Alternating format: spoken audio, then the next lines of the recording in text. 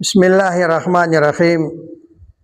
हज़रत ईसा अलैहिस्सलाम अपने घर से बाहर निकले।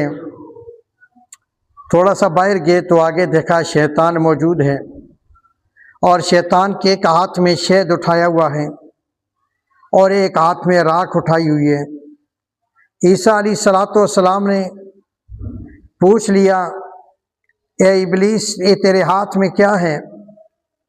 तो इब्लीस ने कहा कि मेरे एक हाथ में शहद है और एक हाथ में राख है।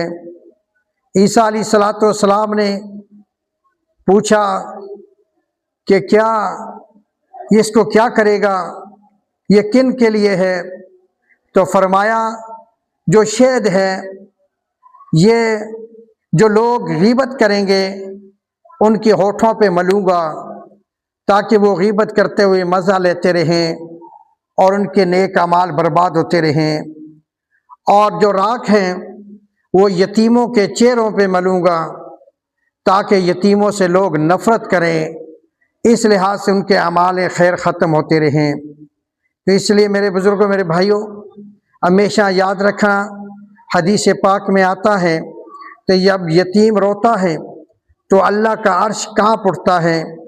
अल्लाह ताला फरिश्तों को आवाज़ देता है, ए मेरे फरिश्ते। जिब्रील अर्ज़ करता है, या रब्बे जलील, क्या हुक्म है?